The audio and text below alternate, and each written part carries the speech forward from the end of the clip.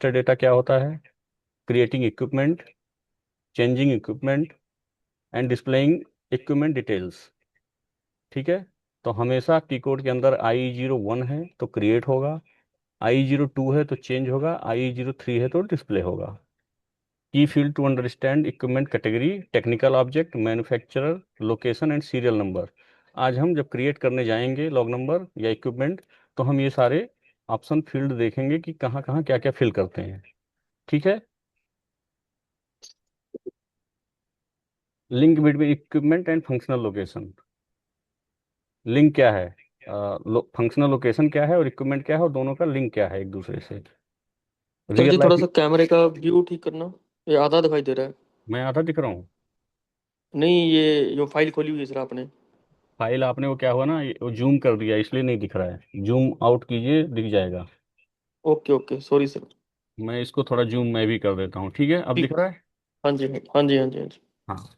तो हम आज रियल लाइफ एग्जांपल भी देखेंगे, क्रिएट करके भी आप लोगों को दिखाऊंगा कैसे क्रिएट होता है, चेंज कैसे होता है, वो सब दिखाऊंगा। ठीक है। Equipment master for diesel generator या एक्सावेटर, कोई भी एक ऑब्जेक्ट आज इक्विपमेंट बनाएंगे और दिखाएंगे आपको। लर्निंग ऑब्जेक्टिव क्या है?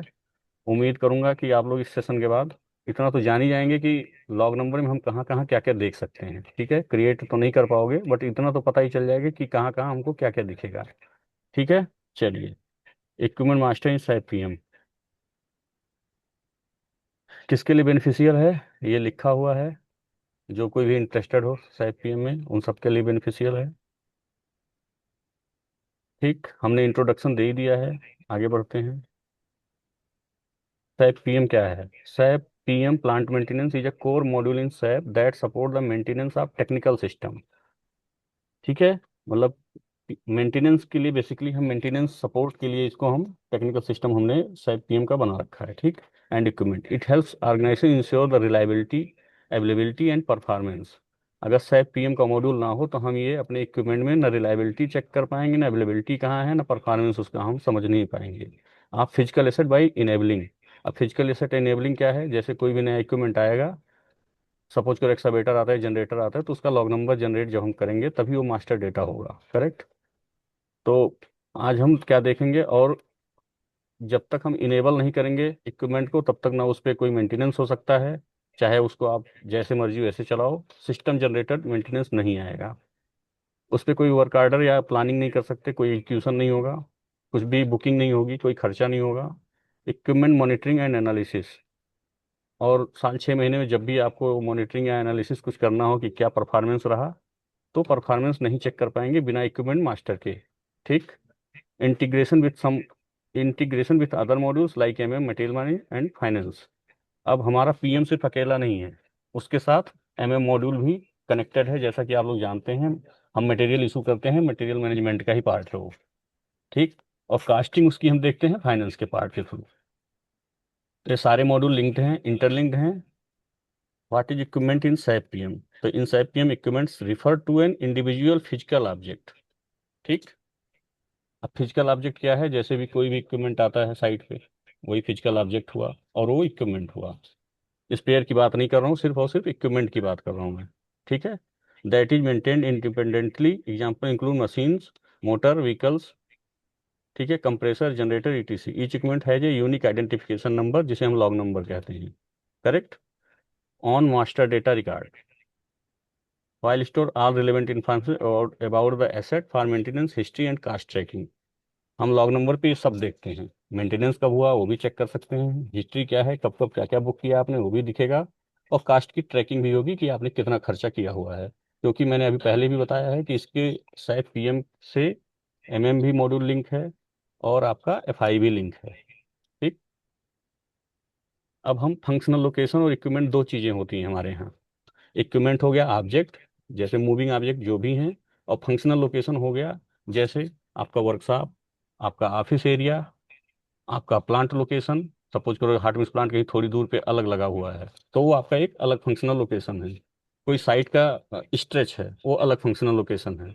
जबकि हम अपने यहाँ, अपनी इंडस्ट्री में हम एक ही मेंटेन करते हैं, बस चाहो तो आप उसको मैक्सिमम कर सकते हो। करेक्ट। बट अभी अपने यहाँ के केस में फंक्शनल लोकेशन हमारा एक ही होता है, साइट का जो भी साइट है XYZ उसके नाम से, ठीक है। बट इसको आप अलग अलग बना सकते हो, जैसे हार्ड मिक्स प्लांट अगर किसी एरिया में चल रहा है तो वहाँ पे उसका डाल सकते हैं हम, और कोई स्ट्रेच है नया उसको हम ऐड कर सकते हैं। तो वो एक ही लॉग नंबर के अंदर वो मेंटेन हो सकता है। वो मैं दिखा दूंगा कैसे होता है।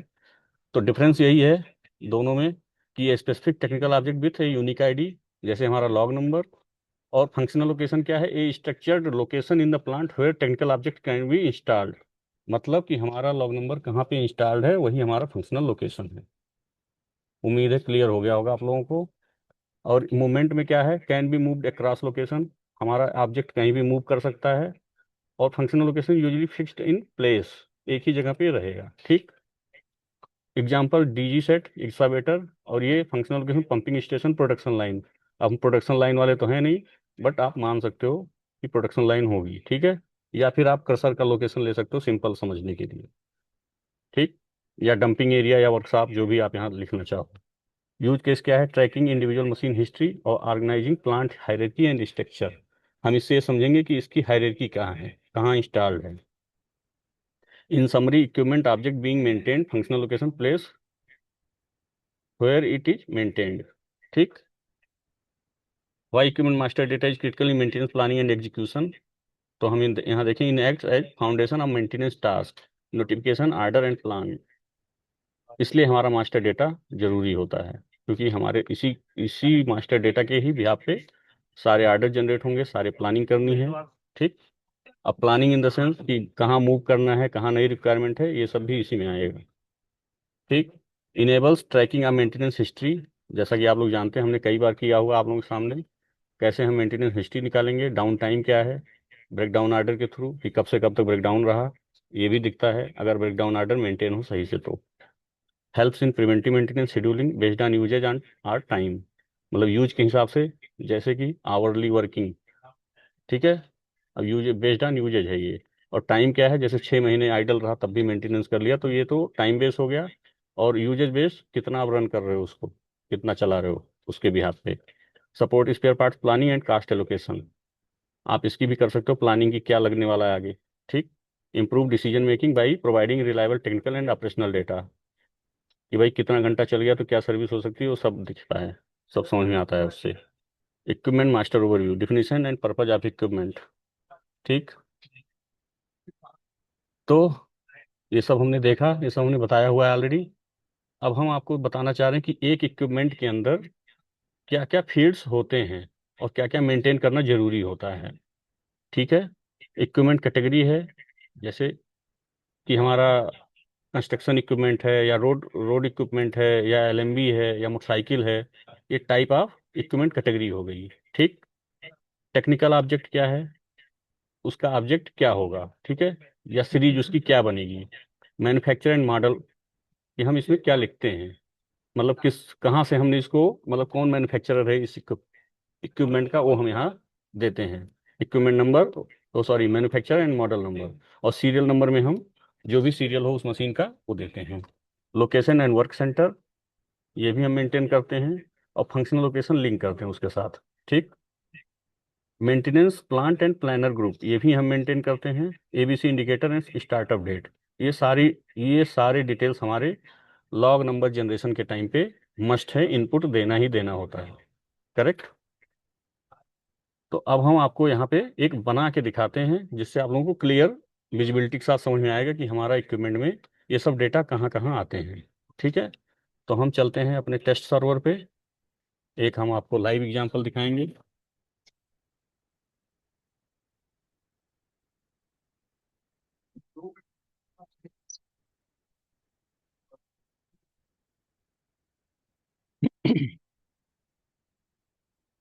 जैसा कि आप लोग जानते हैं, हमारा की कोड है IE01, इसके थ्रू हम जनरेट करेंगे, ठीक। अब हम यहाँ पे एक बार चेक करेंगे कि हमारी सीरीज क्या है।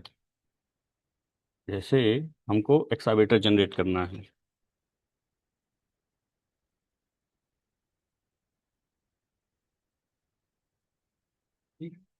अब हम एक्सावेटर का अपना सीरीज देख रहे थे। ये टेस्ट सर्वर है, आप लोग प्रोडक्शन से इसको लिंक मत कीजिएगा। तो इस टेस्ट सर्वर में हमारा 55 नंबर एक्सावेटर तक बना है, तो जाहिर सी बात हम 56 नंबर का एक्सावेटर जनरेट करेंगे। ठीक है, ये हमने यहाँ 56 को कॉपी कर लिया और यहाँ पे हमने 56 डाल दिया। हम रेफरेंस किसका लेंगे? अब जैसा मैंने पहले बताया, इक्विपमेंट कैटेगरी हमारा क्या क्या होगा यहाँ। तो इक्विपमेंट कैटेगरी अगर आप देखिए तो यहाँ पे हमारे पास क्या क्या है, लाइट व्हीकल्स है, कंप्यूटर है, ऑफिस इक्विपमेंट, पीएनएम इक्विपमेंट्स। तो एक्सावेटर हमारे पीएनएम इक्विपमेंट्स में आएगा। अगर हमारा टू व्हीलर होता तो टी डालते, और heavy vehicles truck tipper transit mixer होता तो हम हैवी व्हीकल्स लेते हैं। हम अभी यहाँ पीएनएम इक्विपमेंट ले रहे हैं। ठीक है, हमने वहाँ यहाँ रेफरेंस लिया हुआ है, तो रेफरेंस लेके ये हमारा जनरेट हो रहा है नया लॉग नंबर। ठीक है, अब इसमें तो एक क्लास है, जहाँ जो हमने यहाँ पे बताया था कि क्या क्या हम पढ़ेगा। इक्विपमेंट कैटेगरी हमने डाल दिया। इक्विपमेंट कैटेगरी हमारा पीएनएम इक्विपमेंट हो गया, ये जैसा कि आप लोग देख रहे होंगे ये पी है। ठीक, और टेक्निकल ऑब्जेक्ट टाइप क्या है, तो टेक्निकल ऑब्जेक्ट कहाँ पड़ेगा? ये रहा टेक्निकल ऑब्जेक्ट टाइप। ये ऑब्जेक्ट टाइप क्या होता है? ये किस सीरीज का है, इसी के बिहाफ पे ये लॉग नंबर हम जनरेट करते हैं। ठीक है, तो ये हमारी सीरीज E021 में एक्सावेटर अप टू 20 टन का आता है। ठीक है, हमारे इसी सीरीज के अंदर जाएगा, तो ये हमारा ऑब्जेक्ट हो गया E021। और सेम एज होता है क्लास। ठीक, अगर ये क्लास हम यहाँ मेंटेन नहीं करेंगे तो हम यहाँ अंदर ये डेटा फिल नहीं कर पाएंगे कि इक्विपमेंट सीरियल नंबर क्या है, उसकी कैपेसिटी क्या है, यहाँ सीरियल नंबर और मैन्युफैक्चरर सीरियल नंबर जो भी होता है, चेचिस नंबर, ये सब यहाँ डालने के लिए। इसमें हम रजिस्ट्रेशन नंबर डालते हैं, बट यहाँ पे एक्सावेटर के केस में रजिस्ट्रेशन नंबर अप्लाई नहीं है। ठीक, तो ये हमारा हो गया क्लास। इससे हम क्लास पता करते हैं कि हमारे इक्विपमेंट की क्या क्लास है। ये हमारा ऑब्जेक्ट टाइप, ये मैंडेटरी है डालना। ऑथराइजेशन ग्रुप क्या है? ई है। Earth moving equipment road equipment में है। ठीक, हम यहाँ पे वैल्यू डालते हैं कि कितने का हमने लिया है। और ये कहाँ से लेंगे हम? जो हमारा इनवाइस वैल्यू होगा इक्विपमेंट का। ठीक है, तो ये हमने यहाँ पे इनवाइस वैल्यू ले लिया। अब ये पूछ रहा है स्टार्टअप डेट। तो स्टार्टअप डेट क्या होगा? जो भी आपका साइट पे पहुंचने का डेट हो। ठीक है, मान लो ये एक्सावेटर 10 दिन पहले पहुंचा होता साइट पे, तो हम यहाँ स्टार्टअप डेटा लेंगे। 29 तारीख है, तो हम लेंगे यहाँ पे 19/5/2025। अब 19 को आपके साइट से स्टार्ट हो रहा है, बट बिल 3 दिन पहले का है या 2 दिन पहले का, तो हम यहाँ पे यहाँ एक्विजिशन डेट में हम बिल डेट डालेंगे 17/5/25। कंस्ट्रक्शन ईयर 2025 का है, ये हमें बिल से पता लगेगा। और इसका मंथ क्या है? तो हम इसको अप्रैल ले लेंगे। मान लिया मैंने कि अप्रैल में हुआ होगा, तो ये अप्रैल है। और इसका सीरियल नंबर हम ये मानते हैं कि 32 बिल के अंदर लिखा होगा, ये सब हमको बिल में मिलेगा। अब आपने यहाँ देखा मैन्युफैक्चरर एंड मॉडल नंबर हमको डालना है। ये मैन्युफैक्चरर है आपका कि ये कैटरपिलर की मशीन है। ये मॉडल है आपका कि ये मॉडल कौन सा आया है, 320D3। और इसके बाद सीरियल नंबर, तो ये हमारा रहा serial number. Manufacture part number में हमने सीरियल नंबर डाल दिया। अब यही सीरियल नंबर हमने अंदर भी इसके पेस्ट कर दिया, 32। और ये चेचिस नंबर था इसका, इसको हमने 22 कर दिया। और ये जो भी है 76 कर दिया। ये हमारा चेचिस नंबर में आ गया, या मैन्युफैक्चरर जो भी आप इसको कह सकते हैं। ठीक, या इंजन नंबर जो भी आपको लेना है। तो ये हमारी डिटेल्स यहाँ पे पड़ गई, serial number oblique chassis number. अब functional location and work center क्या है? ठीक, अब मान लो ये मशीन, यहाँ पे हम सारा वारंटी के अंदर inherit warranty and pass on warranty ये सारे हमने पास कर दिया यहाँ पे। स्ट्रक्चर अभी प्री फिल्ड है, हम इसको हटा देंगे प्री फिल्ड को। अब मान लो मेंटेनेंस प्लांट हमको ये CPRR में लेना था। ठीक, तो हम यहाँ ये लेना क्या था, लिया है, मान लो कि हमारा इन्वाइस्ड हुआ है CPRR के लिए, तो हम यहाँ पे 635 से लिखेंगे। ये ये मेंटेनेंस प्लांट आ गया, जैसा कि आप लोग देख रहे होंगे यहाँ पे लोकेशन एंड वर्क सेंटर की बात कर रहा है। ठीक है, तो ये हो गया लोकेशन के अंदर मेंटेनेंस प्लांट अपना 635A। ABC इंडिकेटर की भी आप बात कर रहे हैं, तो ये हमारा ABC इंडिकेटर में क्या है? A। और स्टार्टअप डेट हमारा रहा 19/5। ठीक, हमने लोकेशन डेटा अपना फिल कर दिया। अब आते हैं ऑर्गेनाइजेशन में। ऑर्गेनाइजेशन में कंपनी कोड प्री डिफाइंड होता है। ठीक है, ये हमेशा रहेगा ऐसे ही 9009। हमने बिजनेस एरिया चेंज करना है, 2635 हो गया क्योंकि ये CPRR का यही है, और 2635 यहाँ हो गया। ठीक। अब आप लोग कई बार सोचते होंगे आर्डर जब बनता है तो वहाँ पे बिजनेस एरिया का एरर आता है, बहुत सारे लोगों को परेशानी अगर आई होगी तो क्यों आती है, जब हम इक्विपमेंट चेंज करते हैं तो कहीं ना कहीं यहाँ बिजनेस एरिया चेंज नहीं होता है, इसलिए वो परेशानी आ जाती है। तो आप लोगों को इंश्योर ये भी करना है कि आपके यहाँ जो भी इक्विपमेंट ऑलरेडी इंस्टॉल्ड हैं उनके सही डेटा अंदर पड़े हैं कि नहीं पड़े हैं, ये आप लोगों को चेक करने होंगे। ठीक है। चलिए, तो ये आप लोग चेक कर लेना कि आपके इक्विपमेंट के अंदर जो भी ये डेटा पड़े हैं आपके प्लांट के अकॉर्डिंग है या नहीं है। ठीक है। अब हम प्लानिंग प्लांट पे 635 से भी लेंगे यहाँ, 635 से। और ये प्लानर ग्रुप हमारा GM होगा। हम ये मानते हैं कि अपने साइटों पे GM ही होंगे, ठीक है, इसलिए GM है ये। चलिए आगे बढ़ते हैं। ये फंक्शनल लोकेशन, जो ये फंक्शनल लोकेशन की का बात कर रहा है, ये है फंक्शनल लोकेशन एक्चुअली। तो हम फंक्शनल लोकेशन में हमारा ये स्ट्रक्चर होता है कि हम कहाँ इंस्टॉल किए हैं। ठीक।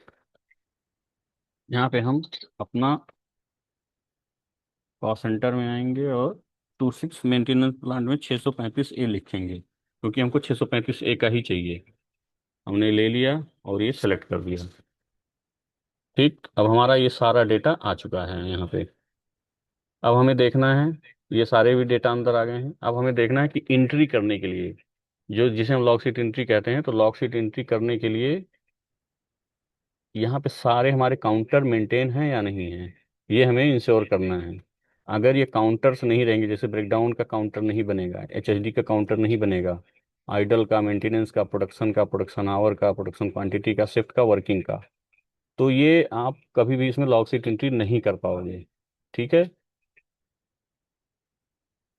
उम्मीद है क्लियर हो गया होगा आपको अब तक। अब हम इसको सेव करेंगे। और एक चीज और, ये एसेट नंबर है, एसेट नंबर, ये हर बार नया जब जनरेट करते हो तो ये चेंज हो जाता है। और ये इसमें कास्ट सेटल होती है, जो कि आपने PO परचेज किया हो, इसको उस वैल्यू से इसको रिप्लेस कर दिया जाता है, मतलब उस AOC से इस एसेट को रिप्लेस कर दिया जाता है। ठीक है। तो हम इसको भी यहाँ डिलीट कर देंगे और ये हम सेव कर देंगे, जस्ट सेव।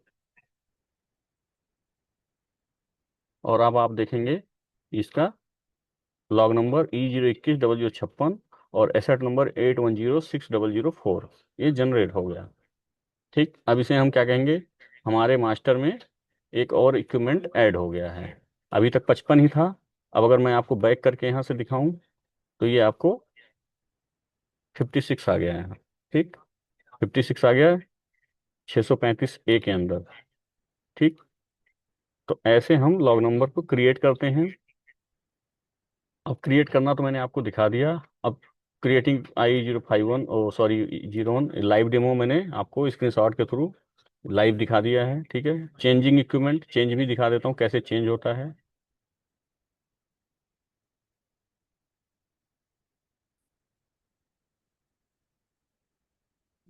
ठीक। अब सपोज करो 56 नंबर है, इसको चेंज करना, कहीं से भी कहीं भी मूव करना है तो इसको I02 में जाना है, ये चेंज में जाना है। ये आपका चेंज वाला पूरा ऑप्शन ओपन हो गया। सिंपल जाना, पहले इसको डिसमेंटल करना है इक्विपमेंट को, क्योंकि ये इंस्टॉल्ड है 635A के अंदर, इसे यहाँ से आप डिसमेंटल करेंगे। ठीक। यहाँ से इसको भी डिसमेंटल करेंगे। यहाँ से हम प्लांट कोड चेंज करेंगे। हम ले लेते हैं 625A और यहाँ फिर डेटा हम चेंज करते हैं 2625 625 एसेट यहाँ चेंज नहीं करेंगे, एसेट यही रहेगा। स्ट्रक्चर में हम CPRR, सॉरी CPRR क्यों, यही तो EKP का हो गया, तो हम यहाँ 625A के साथ सर्च करेंगे अभी, 625A, और हमने इसको ओके कर दिया अभी। ये अब इक्विपमेंट, अब जैसा कि आपने देखा होगा पहले ये 635A में था और अब ये चेंज होके, अब हम इसको बैक करते हैं और फिर से एक बार एग्जीक्यूट करते हैं। अब ये 625A के अंदर आ गया है। ठीक। तो आपने ये देखा कि कैसे चेंज करते हैं इसको, तो चेंज भी देख लिया आपने। अब डिस्प्ले इक्विपमेंट, आप लोगों को हमेशा मैं कहता हूँ जितने भी इक्विपमेंट आप लोगों के पास है एक बार उसको क्रॉस चेक कर लीजिए। IH08 कोड मैंने पहले बताया था उससे, और वेरीफाई कर लीजिए कि आपके पास जो भी लॉग नंबर सैप के अंदर हैं वो फिजिकली अवेलेबल हैं या नहीं है। ठीक है, अगर नहीं है तो उसको अपडेट करा लीजिए, और अगर एक्स्ट्रा है तो वो भी अपडेट करा लीजिए। ठीक। अब अगर डिस्प्ले करना है कि इसमें कोई एरर तो नहीं है, तो आपको सिर्फ और सिर्फ पहले आना है मेंटेनेंस प्लान में, देखना कि ये आपके प्लांट का है या नहीं है। ऑर्गेनाइजेशन में आना है कि आपका ये बिजनेस एरिया बराबर आ रहा है या नहीं आ रहा है, आपका कास्ट सेंटर बराबर आ रहा है या नहीं आ रहा है, और प्लानिंग प्लांट बराबर आ रहा है कि नहीं आ रहा है। अगर ये डेटा बीच में इतना सही है तो आपको ऑर्डर बनाने में कभी परेशानी नहीं होगी। ठीक है, कई बार आप लोग IW31 में फेस करते हो कि ऑर्डर बनाते हो और ये कुछ चेंज होता है, तो दूसरे बिजनेस एरिया के लिए बन जाता है ऑर्डर, तो कास्ट फिर दूसरे बिजनेस एरिया में सेटल होगी। ठीक है, तो ये हमेशा आप लोगों से मैं बता रहा हूँ, इसको हमेशा इंश्योर कीजिए कि ये आप लोगों का डेटा सही ही हो। ठीक है, अगर कुछ चेंज है तो उसको बताइए। ठीक। तो आज का आपने ये देखा कि हम डिस्प्ले भी देख चुके हैं कैसे ये क्रिएट और डिस्प्ले, सॉरी, क्रिएट, चेंज और डिस्प्ले इक्विपमेंट, तीनों हम देख लिए कि कैसे करते हैं। अब अगर किसी इक्विपमेंट का हिस्ट्री देखना है, पहले भी बताया था, एक शॉर्ट में मैं समझा देता हूँ। सपोज करो 37 का मुझे देखना है कि आज तक ये कितने वर्किंग आवर में काम किया है। तो सिंपल हम जाएंगे लॉग नंबर के अंदर, ये जैसे लॉग नंबर है, फिर लॉग नंबर यहाँ इंटर होते ही हम फिर मेजरिंग पॉइंट्स में चले जाएंगे। मेजरिंग पॉइंट्स के बाद हम यहाँ काउंटर वर्किंग सेलेक्ट करेंगे, मेजरिंग डॉक्यूमेंट सेलेक्ट करेंगे और एग्जीक्यूट कर देंगे। तो आज तक हमको ये डेटा दे देगा कि ये 22,290 काम कर चुका है, वर्किंग आवर इसके कंप्लीट हो चुके हैं। ठीक है, सैप के अंदर। और अगर हमको ये देखना हो कि ये कितना खर्चा अब तक किया हुआ है इस मशीन के अंदर हमने, तो यहाँ से हम इस डेटा को हटा देंगे पीरियड्स में, और लास्ट में हम डेटा पीरियड का रखेंगे। जैसे आज तक 29/5/25 तक का हमको देखना है, यहाँ पे सारे चेक बॉक्स को चेक रखेंगे और एग्जीक्यूट करेंगे तो हमको सारे डेटा यहाँ से एक बार फिर हम देख पाएंगे। ये हमारे सारे आर्डर पहले ओपन हो जाते हैं। ये 229 आर्डर बने हुए टोटल इसके, अगर आप लोग देख पा रहे हो ये साइड में चल रहा है 229। ठीक है, अब ये 229 को पूरा सेलेक्ट करो कंप्लीट, इन्वायरमेंट में जाके गुड्स मूवमेंट। ठीक है, गुड्स मूवमेंट में जाते ही हमें सारे सारे इसको सारे अमाउंट आ जाएंगे इसमें।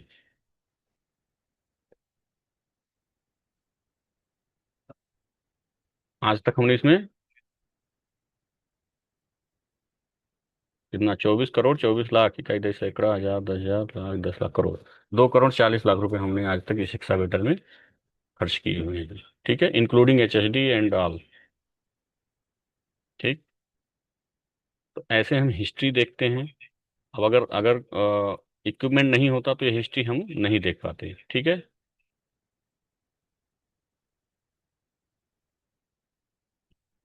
डिफरेंस एंड यूज केसेस दोनों का बता दिया। फंक्शनल लोकेशन बेसिकली क्या है, फंक्शनल लोकेशन यही है ये।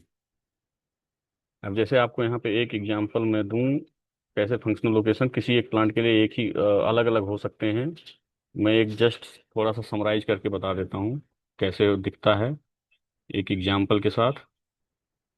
जैसे मान लो आप 615 करो इसको, और यहाँ पे फंक्शनल लोकेशन पे आ जाओ, 615 करो आप। यहाँ पे आपको दो फंक्शनल लोकेशन दिखेंगे। देखो, इससे आपको क्या समझ में आ रहा है कि प्लांट कोड तो एक ही है। ठीक। इक्विपमेंट एक है, इक्विपमेंट के अंदर मतलब एक प्रोजेक्ट एक ही है, उस प्रोजेक्ट का प्लांट कोड एक है, और उस प्लांट कोड के अंदर फंक्शनल लोकेशन कितने हैं, इसका ये मतलब है कि दो हैं यहाँ पे। एक तो है लोकेशन बनाया हुआ है जो मेन कैंप है, और दूसरा टोल प्लाजा के लिए। अगर ये मशीन टोल प्लाजा पे ट्रांसफर हो जाए तो हम यहाँ से इसको टोल प्लाजा बस चेंज करेंगे, प्लांट कोड वही रहेगा। तो हम मार्किंग कर देंगे कि हाँ ये टोल प्लाजा पे इक्विपमेंट अवेलेबल है। ठीक। तो ये फंक्शनल लोकेशन का बस इतना सा मतलब है इसमें। और इक्विपमेंट आपका इक्विपमेंट मास्टर होता है जो इक्विपमेंट के अंदर फंक्शनल लोकेशन वर्क करता है। ठीक। चलिए, दूसरा, हायरार्किकल रिलेशनशिप दिखा दिया, how linking help in technical structure. Technical structure वही है कि कहाँ कहाँ क्या है। रियल लाइफ सिनेरियो ये भी आपने देख लिया। चलिए अभी तो नेक्स्ट चैप्टर है, अगले चैप्टर में मिलेंगे। ये क्या है? अब हमारे आप लोगों के लिए क्वेश्चन बस इतना है कि जितना भी IW39 सबका पेंडिंग है वो सारे के सारे कल तक कंप्लीट कर लीजिए, क्योंकि सैटरडे जो हम क्लास लेंगे तो मैं चाहता हूँ कि कोई भी पुराना पेंडिंग IW39 ना दिखे मुझे। और खुद से करिए उसको। मैं करूँ तो हो ही जाएगा, लेकिन मैं चाहता हूँ कि आप लोग कर लीजिए उसको। ठीक। अब अगर किसी को कोई क्वेश्चन पूछना है तो पूछ सकता है, अनम्यूट करके।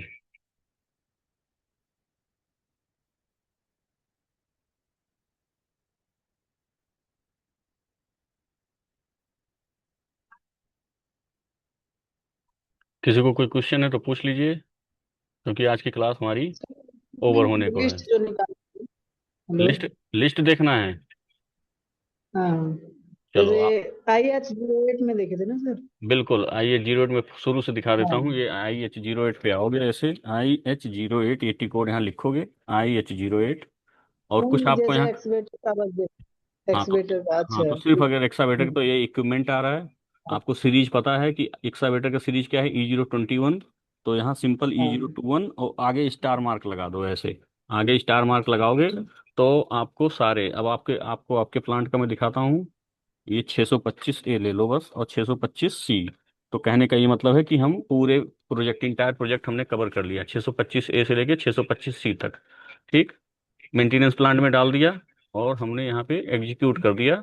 जस्ट अब आपको सारे एक्सावेटर आपके कैंप के आपको दिख जाएंगे। ठीक है। सारे मेंटेन 625A हाँ, में हैं, इसलिए सारे के सारे 625A में दिख रहे हैं। ठीक है। अब इसमें देख लो ठीक कितने है। कितने कितने कैटरपिलर के, 3 इधर हैं 2 इधर हैं। ये तो आज मैंने किया है। और ये, हाँ ये आपको बता दूं, ये आपका ओरिजिनल डेटा नहीं है, ये डमी डेटा है, ये टेस्ट डेटा है, टेस्टिंग पे है ये। ठीक है। नहीं, इसी को समझ लो, ये टेस्टिंग है, टेस्टिंग क्लाइंट। ठीक। और कोई क्वेश्चन?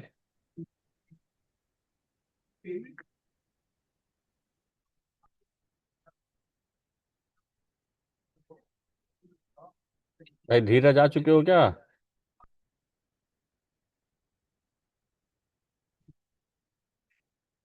जगवीर सर भी आज नहीं आए। इन सबका आज पेंडिंग है वो ऑर्डर।